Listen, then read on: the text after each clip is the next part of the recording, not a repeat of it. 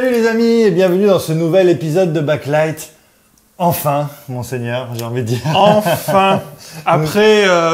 Après 10 ans d'attente. Plus de 10 ans. Plus de 10 ans. Plus de 10 ans, 12 ans presque, je crois. Oui, une pandémie et moult péripéties. Mm. On a enfin vu en avant-première Kaamelott, premier volet. Tout à fait. Ça y est, réalisé par Alexandre Astier.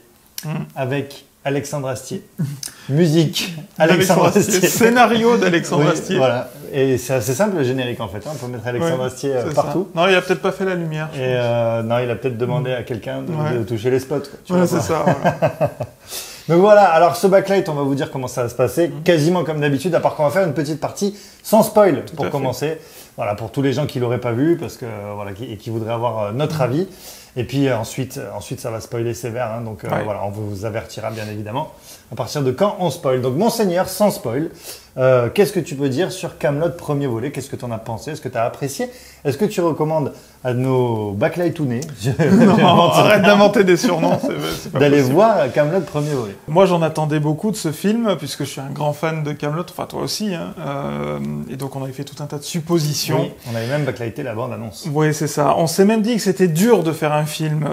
Enfin, il y avait beaucoup de paramètres, voilà, entre les anciens fans qui aiment que les petites scénettes, ceux qui n'ont pas aimé les séries, ceux qui ont aimé les séries, enfin les épisodes plus longs, etc. Enfin bon, c'était compliqué et je trouve que malgré quelques petits défauts qu'on pourra évoquer par la suite, je trouve qu'il s'en est quand même vachement bien sorti pour en tout cas un premier film. Voilà. Même si je pense, alors c'est bien de se regarder un petit peu sous le coude pour la suite, tu vois.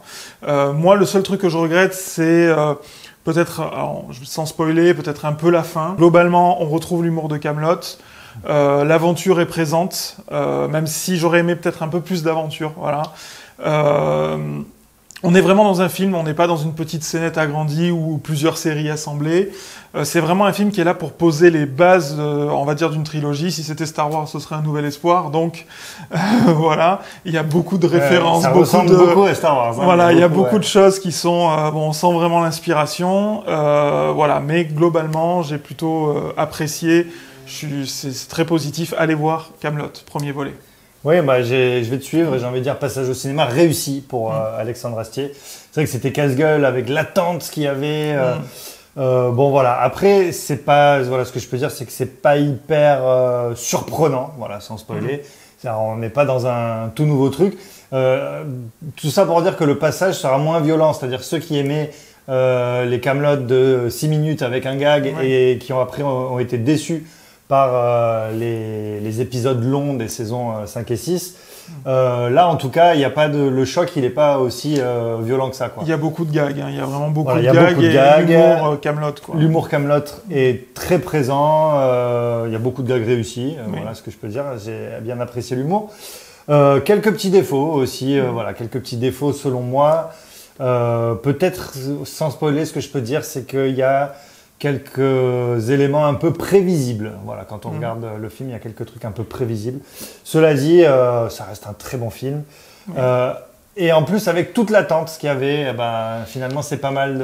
Voilà, on n'est pas déçus. C'est ça, voilà, c'est ça. C'est la déception, quoi. Voilà, c'était très compliqué. Il y avait beaucoup de choses, et je pense que majoritairement, bon, les fans de Kaamelott de la première heure vont aimer, les fans des épisodes vont aimer, et je pense que ceux qui découvrent, alors si vous êtes allergique à Kaamelott de base, à mon avis, vous n'aimerez pas. Voilà, ça marchera pas. C'est pas fait pour vous, mais voilà, je trouve qu'il s'en sort quand même vachement bien. Après, est-ce que ceux qui vont découvrir Kaamelott avec ce film, je pense qu'ils pourraient être conquis aussi, voilà. Alors moi, je suis pas trop d'accord avec ce qu'il a pas arrêté de dire sur tous les plateaux TV, mais ce qui est normal, c'est-à-dire qu'il a pas arrêté de dire que voilà, si vous ne connaissez rien à Kaamelott, vous pouvez aller voir celui-là et vous allez tout comprendre. Alors certes, je pense que oui, tu peux suivre le film. Tu peux suivre, mais quand même, tu loupes les trois quarts. Il y a beaucoup de références. Voilà, tu loupes les trois quarts des références, et je pense qu'il y a plein de choses qui font marrer les gens et qui vont pas te faire marrer, et voilà. Donc c'est, je veux dire, il faut quand même avoir vu ce qu'il y avait avant. Ouais, moi je pense que ça marche. Ça marche. Je pense que ça marche, mais c'est vrai que c'est vrai que si on a vu le film sans avoir vu la série, on va passer à côté de beaucoup de choses. Ouais, de quelques références quand même. Et bien voilà pour la partie sans spoil. Alors à partir de maintenant, attachez vos ceintures parce que là on va spoiler sévère. Violent. On va tout vous raconter. Voilà. Non, peut-être pas. Mais Oui. en tout cas, on va pas hésiter à spoiler. Donc, si vous n'avez pas encore vu Kaamelott premier volet, on vous conseille d'arrêter la vidéo maintenant. Vous allez voir le film. Et puis vous revenez. Et puis vous nous dites après dans les commentaires si vous êtes d'accord ou pas. avec nous ou pas. Voilà, tout ça évidemment dans la bienveillance, le respect des grands-parents. Comme d'habitude. Et tout ça, quoi. Voilà. Mais j'y crois parce que le public de Kaamelott est un très bon public. Tout à fait. Vu qu'il m'a retrouvé ma cigarette électronique. Merci à vous, les amis. Il a perdu sa cigarette électronique au dans cinéma. Le cinéma. Et des gens me l'ont ramené gentiment. Mais ça, c'est parce que c'est des publics de Kaamelott. C'est vrai. Ça l'aurait pas fait avec le public de Fast and Furious. Le public d'Avengers, tu vois, ils l'auraient gardé pour eux et ils l'auraient cassé gratuitement.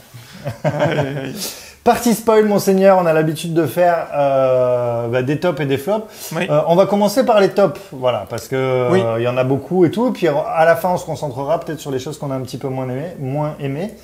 Voilà, quels sont tes tops pour ce film, Kaamelott, premier volet? Ça va pas être très original ce que je vais dire, mais pour moi c'est vraiment l'humour Kaamelott qui porte le film et qui fonctionne tout le temps. Je veux dire, on en a eu marre de l'humour Marvel, de ce genre de trucs qu'on voit popper dans toutes les productions Disney, même dans Star Wars, etc. J'en avais marre dès le début. Oui, toi dès le début, mais parce que c'est un humour qui est là pour tout désamorcer, et en fait l'humour de Kaamelott n'est pas là pour désamorcer. Alors certes, des fois c'est le cas, mais globalement il est plutôt là pour porter l'action, et ça c'est très cool, vraiment. Enfin, je veux dire, ça marche presque à chaque fois. Ouais, c'est vrai. Pour faire des pauses aussi, même parfois dans l'action, ça fonctionne bien. C'est ça, et voilà, l'humour, pour moi, l'humour Kaamelott, c'est vraiment le gros plus, l'écriture d'Alexandre Astier, c'est presque du jamais vu dans le cinéma français. Il y a des références, Louis de Funès, il cite, peut-être Audiard aussi. Des choses comme ça dans le dialogue, mais globalement voilà, c'est quand même aujourd'hui à notre époque c'est quand même assez unique. Là on n'a plus que des comédies à la con, sans vouloir en citer, des comédies françaises vraiment qui m'insupportent. Kaamelott c'est quand même je veux dire c'est cool quoi, voilà, ça reste une comédie, et puis pour aller dans ton sens sur l'humour, c'est assez compliqué de faire un film d'aventure et de caler au milieu comme ça cet humour Kaamelott. C'est ça. C'est-à-dire que tu es là avec des débiles et tu dois quand même faire une quête épique et tout ça, mais avec des débilos qui comprennent rien. Donc il faut arriver à jongler là-dedans. Et c'est Astier, quoi. Il sait faire. Et sans systématiquement tout désamorcer. Ouais. Parce que le but, c'est pas d'amener quelque chose et puis une vanne pour faire que rien n'a de conséquences. Ouais. Donc ça, voilà, pour moi, c'est vraiment le top. Et alors un autre petit top, c'est que j'avais assez peur des effets spéciaux, de la direction artistique, l'éclairage, tout ça, parce que les extraits qu'on avait vus n'étaient pas ouf quand même, d'un point de vue technique. Et franchement, ça va. Globalement, alors oui, le château, on voit qu'il est un petit peu en 3D, mais en même temps, il y a plein de plans. Enfin, c'est assez bien foutu, quoi. C'est-à-dire qu'il y a des plans de loin.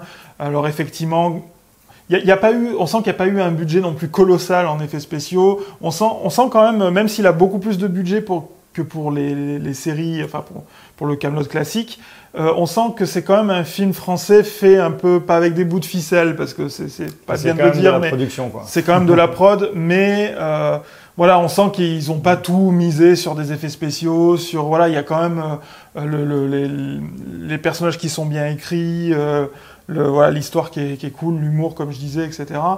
Et donc je suis agréablement surpris par le rendu, même si tout n'est pas parfait, certes, mais voilà, il sait manipuler, il sait gérer son truc, donc voilà.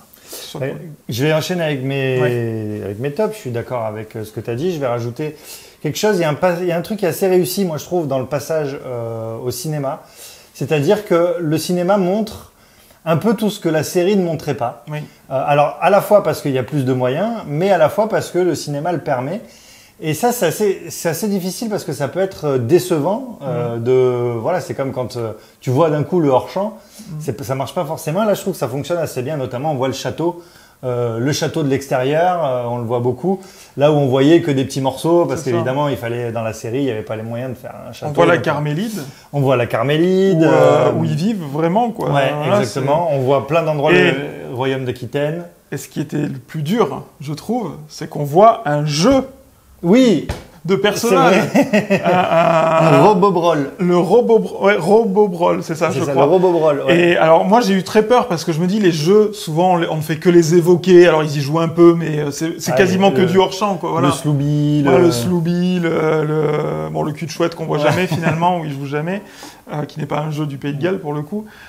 Mais voilà. Et là, du coup, on se lance dans une espèce de jeu, on est dans l'absurde total. Et on voit tout le jeu, quoi. Voilà. Et ça marche quand même. Franchement, on se marre. Oui, ça fonctionne. Ça, c'est une séquence humoristique qui marche très très bien.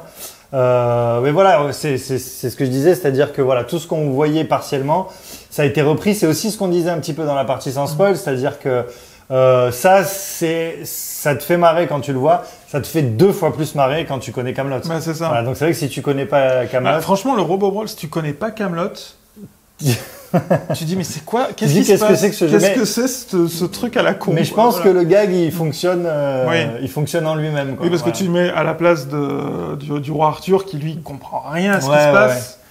Ce qui est un peu. Alors. Oui. Non, normalement il est censé comprendre. Il connaît les jeux du pays de Vannes et de Galles. Du pays de Galles. Ouais. Je m'en mêle un petit peu les pinceaux là-dedans. Et puis c'est vrai que moi ce que j'aime bien, il y a un épisode, alors je sais plus lequel c'est de jeu, c'est l'Artichette je crois, où justement à la fin il a un petit échange avec Perceval et où parce qu'il est tombé sur le bouquin qui explique les règles de l'Artichette et puis en fait il a tout compris et tout ça.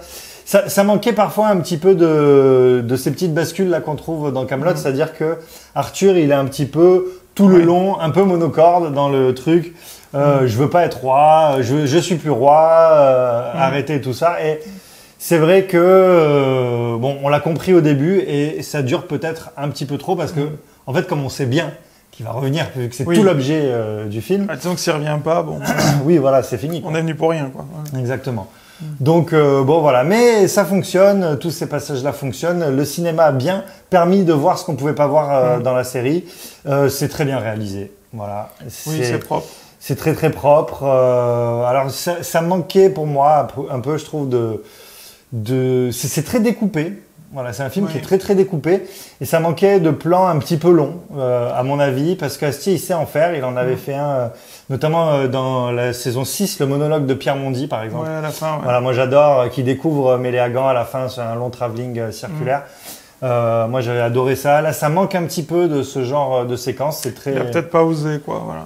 Peut-être pas, peut-être pas. Peut-être qu'il garde ça pour ça. Et puis ça manque du comment on appelle ça, le $1 million shot là. Voilà. C'est-à-dire ça manque peut-être d'un truc parce que il y a la bataille, mais la bataille elle est pas folle quoi. Tu vois, c'est un peu voilà. Alors oui, il y a ce plan aérien où effectivement.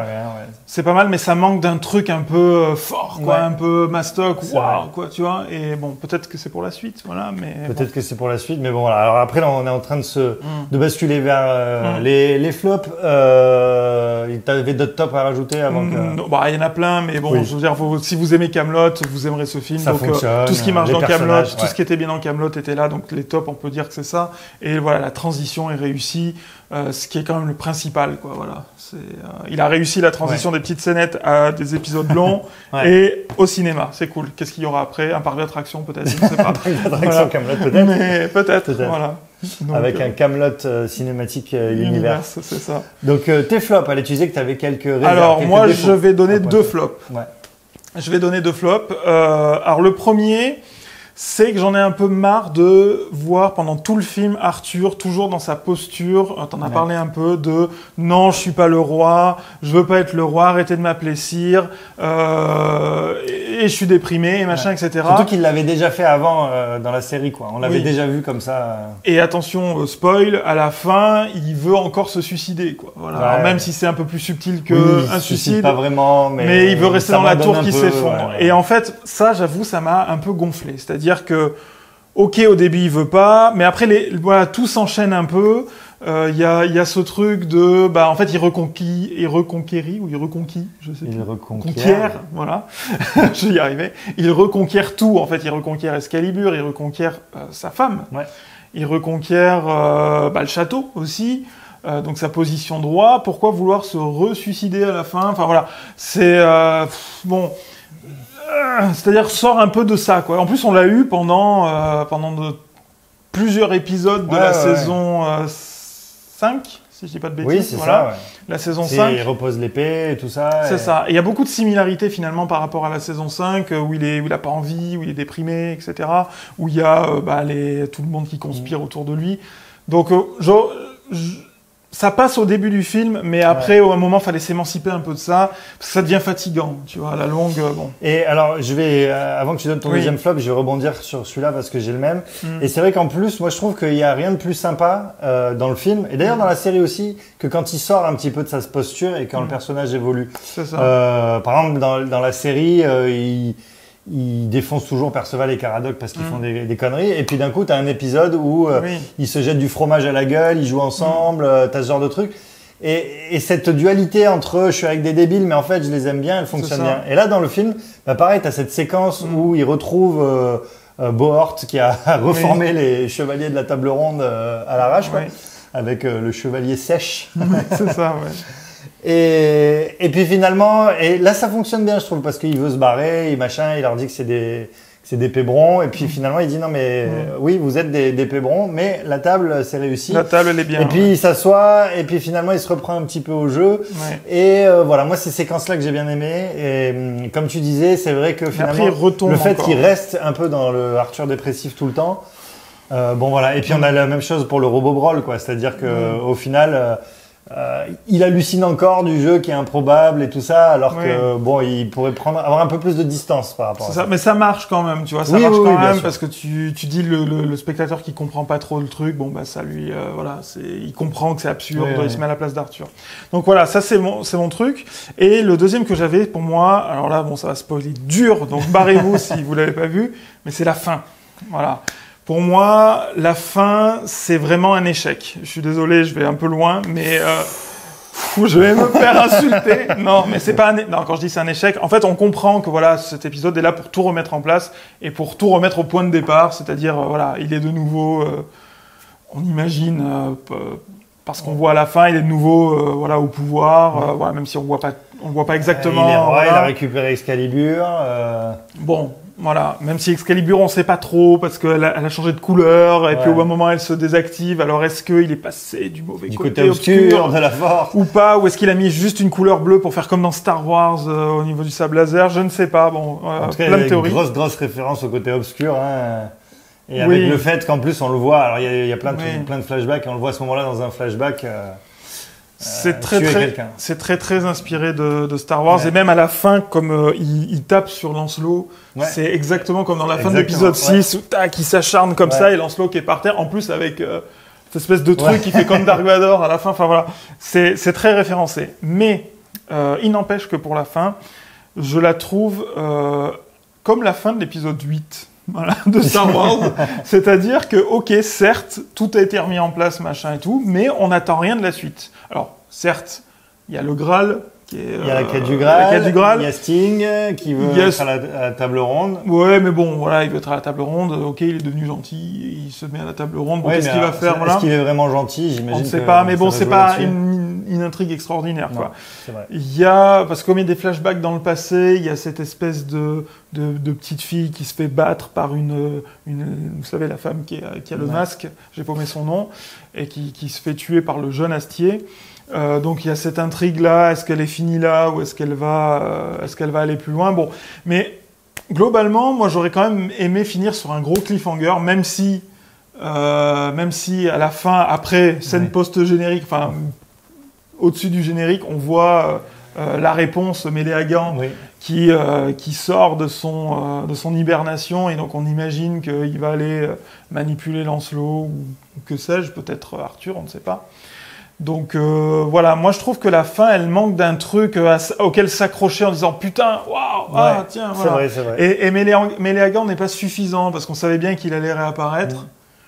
Bon, je suis un peu, ça fait pas un mauvais film, ça fait pas, je suis pas non plus déçu, mais je trouve que la fin aurait pu être vachement mieux, beaucoup plus grandiose, beaucoup plus pertinente. Ouais, c'est vrai. Et puis moi, je rajouterais. Ça n'est que mon avis. Évidemment, dans le respect des grands-parents et tout ça. Et d'Alexandre Astier, j'adore Alexandre Astier. Je suis allé voir 4 fois l'exoconférence et cette anecdote est vraie.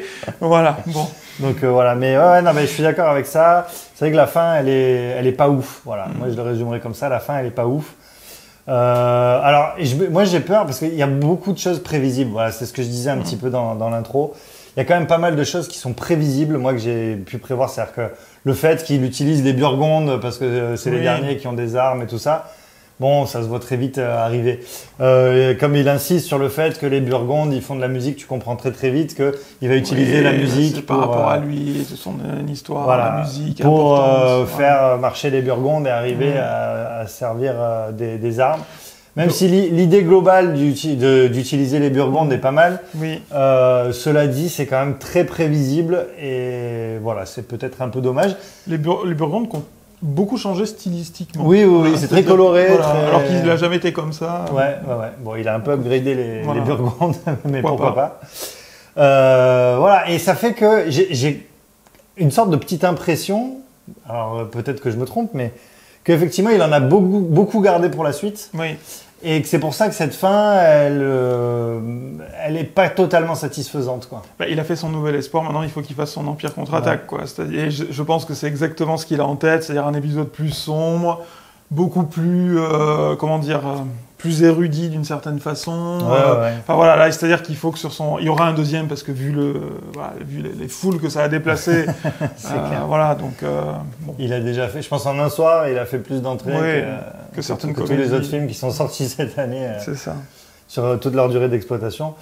Donc voilà pour mes flops. Après, il y a quelques détails. C'est vrai que je suis pas fan du costume de Lancelot. Bon, c'est une espèce de truc. Oui, alors j'ai été moins. Le fait de le voir plus longtemps, je trouve que ça passe mieux. Mais tu sais quoi, d'ailleurs, je suis même en train de me dire quelque chose. C'est que c'est Truffaut qui disait, ou Hitchcock, je sais plus où. Enfin, ça, en tout cas, c'est dans le bouquin. Un mec connu. Hitchcock par Truffaut. Mais plus ton méchant est réussi et plus ton film sera réussi. Et c'est vrai que peut-être que c'est un peu le défaut de ce film, c'est que le méchant est pas hyper réussi parce que Lancelot. Finalement, on le voit pas tant que ça. Il évolue pas tellement. Il fait peur à personne. Il fait peur à personne, parce que tout le monde, tu vois, tu as Clavier qui l'insulte, qui l'insulte presque, qui lui jette des trucs dessus, machin. À part un moment où il dit trouvez-moi Arthur ou je vous pends par les parties. Il n'est pas vraiment inquiétant. On a compris qu'il a enfermé Guenièvre, mais ça, il l'avait déjà fait avant. Bon, après, tu comprends qu'il va s'échapper pour. Tu vas voir Mélagan derrière lui qui va revenir de façon un peu plus... Il a embauché des mercenaires pour trouver Arthur, mais c'est à peu près tout ce qu'il fait. Sinon, il a plus de pognon. Voilà, il bouge pas de son truc. Il a pas créé vraiment de politique particulière à part augmenter les taxes pour tout le monde. Et c'est-à-dire que c'est la famine et le désespoir pour tout le monde. Et c'est vrai que du coup, c'est peut-être ce qui manque un peu dans ce film, c'est que le personnage de Lancelot, il soit un peu plus consistant. Après, je pense que peut-être que le personnage de Lancelot n'est qu'un pion dans cette histoire. Peut-être. Mais bon, ça faisait un bon méchant, quoi. Surtout quand on a vu la série, comment ça se terminait dans l'épisode 6, etc. Le fait qu'ils soient tout le temps en train de pester parce que ils sont à la tête d'une bande de débiles et que, en gros, à part lui et Arthur, personne s'en sort. Je trouve que ça évoluait bien. Et puis à la fin, finalement, il se barre de son côté parce qu'il en a marre de se trimballer cette bande de débiles. Et puis finalement, il se retrouve roi. Et c'est vrai que là, on aurait aimé le voir... plus galérer, plus évoluer, peut-être tenter quelque chose. En plus, il y a un côté où il part un peu en mode ha, je reviendrai, tu vois. Ouais, puisque Arthur le laisse partir un petit peu comme ça, bon... Et puis, bon, il y a cette espèce de truc à la fin, où quand il est devant la tour où il avait enfermé Guenièvre, où il y a cette espèce d'esprit nuageux. Alors, il y a c'est peut-être son père, non, vu qu'il dit que c'est c'était le château de son père. Il dit ça. Alors bon, sans doute que les fans très hardcore de Kaamelott vont certainement avoir des théories très poussées là-dessus. Moi, je dis c'est son père. C'est ma théorie. Bon, peut-être. Mais Ouais, j'ai trouvé ça un peu posé. Tu vois, c'est le problème de la fin, quoi. Ouais, c'est vrai. Je trouve ça, c'est-à-dire qu'on voit un peu de magie, mais c'est très discret, quoi. Je veux dire, il n'y a pas des trucs non plus. Bon, quelques éclairs, ils lisent dans un pot de chambre, là, pas dans un pot de chambre, mais dans un truc pour laver les pieds. Pied, ouais. Voilà. Bon, ça reste discret, c'est ça qui est bien, quoi. C'est-à-dire que la magie, faut pas qu'elle soit trop là. Ouais. Et puis d'un coup, on voit apparaître un espèce de truc à la fin, en plus, comme ça. Un truc énorme. Bon. Oui, qui serait peut-être l'empereur de... Bon, on sait pas. Ouais, ou ou Sbok, là, je sais plus comment il s'appelle, le méchant. Snoke, pas Sbok. J'ai pas retenu des masses de trucs de la post-logie, quand même. C'est un peu light, là. Voilà. Bon, est-ce que tu as quelque chose à rajouter, monseigneur? Où est Gauvin? C'est vrai. Où est Gauvin, où est Caius? Où est Gauvin? Moi, Caius, je pense... Non, Caius, bon, il a été dans la série. C'est pas forcément un personnage important. Non, Gauvin, il y a Yvain, il n'y a pas Gauvin. Alors, alors, peut-être que vous savez plus que moi. Est-ce qu'ils se sont disputés dans la vraie vie ou est-ce qu'ils le réservent pour autre chose derrière? Il va probablement avoir un rôle pour lui dans la suite. C'est ça. Après, bon, on n'a pas vu les maîtresses du roi, mais après, est-ce que c'est essentiel? Où va cette histoire d'amour entre lui et Guenièvre? Alors oui, cette histoire d'amour, je trouve que... Alors oui, il a voulu ressouder ce couple, finalement. Mais tu vois, en fait, il l'avait déjà fait. Oui. En fait, c'est ça qui est bizarre. Il refait tout un tas de choses qu'il avait déjà fait. Il est parti 10 ans quand même, tu vois. Donc, oui, bon. mais au final, ce qu'il avait déjà fait dans la série, quoi. Ce que je veux dire, c'est que au final, on l'avait vu libérer Guenièvre du joug de Lancelot et elle lui avait dit, mais qu'est-ce que vous allez faire de moi? Il avait dit, et il répondait, reine de Bretagne. Voilà. Et puis il y a une scène un peu touchante aussi quand ils sont dans l'auberge. Justement où ils parlent. Oui. Enfin, où c'est bon. Tu vois qu'ils essaient de reconstruire quelque chose. Bon, bah là c'est sa reine, quoi. Voilà. Donc. On ne sait pas ce qu'ils ont fait dans cette tour. Non. Mais voilà. Après, où va aller cette histoire? Tu vois, moi je pensais que ça allait finir avec leur remariage. Tu vois. Ah oui. Et ça finit avec le mariage de. Alors je vais dire la fille d'Alexandre Astier parce que je me rappelle. Enfin, c'est la fille de Caradoc et d'un mec, je ne sais plus comment il s'appelle. Voilà. Donc ça finit par ce mariage-là, mais un peu vite fait, quoi, tu vois. Donc à la fin, on voit un peu tout passer comme ça. Ah, bon, voilà. Et c'est vrai que du coup, je pense au personnage de M'évanouie aussi. Bon, en fait, qui sert juste pour une séquence, et au final, elle se retrouve avec Lancelot, mais ça n'a pas vraiment de sens, parce que je me dis pourquoi Lancelot, il la prend comme reine, sachant qu'on comprend bien qu'en fait, elle dit qu'il la touche pas, et que machin. Et au final, il a enfermé Guenièvre dans un fort, donc c'est vraiment juste pour... C'est-à-dire que ça fonctionne, parce que M'évanouie, comme elle est toujours... comme c'est une connasse. Voilà, c'est la connasse, opportuniste, du coup, forcément, elle s'est calée là où il y avait de la place. Ça fait une séquence qui fonctionne à peu près là quand ils sont dans les geôles. Oui, t'as Perceval qui la traite de tous les noms, de morue, boudin, machin, c'est drôle. Mais c'est vrai qu'elle n'est pas hyper exploitée et on comprend pas très bien ce qu'elle fait à cette position-là, quoi. Pourquoi Lancelot il s'est encombré d'elle? D'ailleurs, pourquoi il s'encombre un peu de Chabat et de machin? C'est vrai que moi je trouve que c'est globalement... pas de Chabat, pardon, de Clavier. Et bon, il a une équipe de branques avec lui. Au final...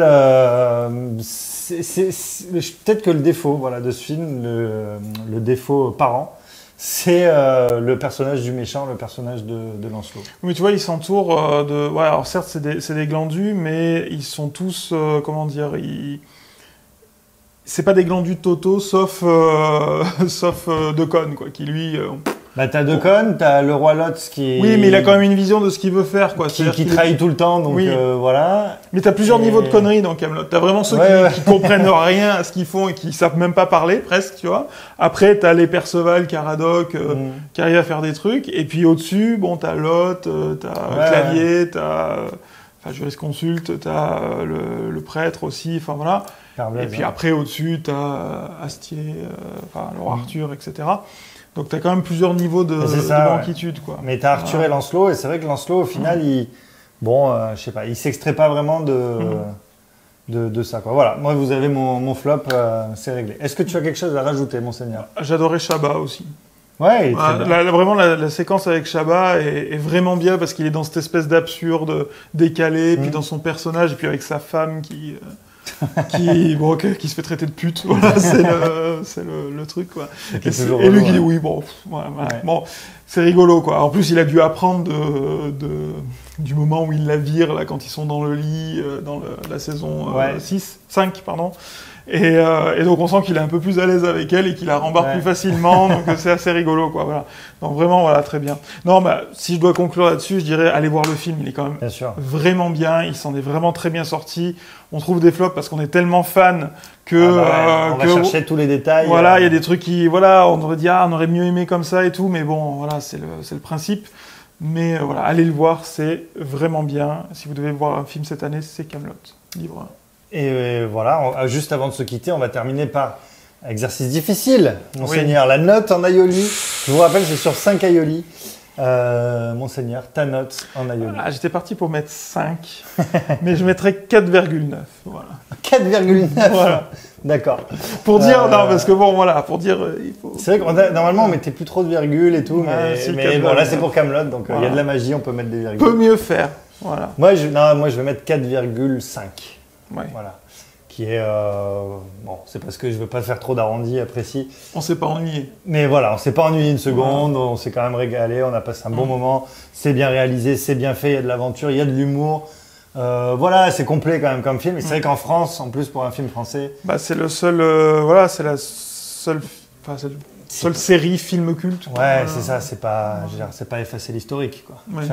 Pour comparer avec un autre film qu'on a backlighté. C'est ça. En tout cas, c'était un plaisir, un backlight un petit peu long. Oui. Mais bon, c'était Kaamelott, on a le droit. Quand c'est Kaamelott, on a tous les droits. Merci beaucoup de nous avoir suivis. Merci beaucoup, Monseigneur. Merci à toi, Mathias. On se retrouve très vite pour un nouvel épisode de Backlight. On va faire tout un tas de films, évidemment. Et puis, on fera Kaamelott, deuxième partie, évidemment. Dans 3 ans. D'ici 3 ans, à peu près. Merci à tous. À bientôt. Ciao.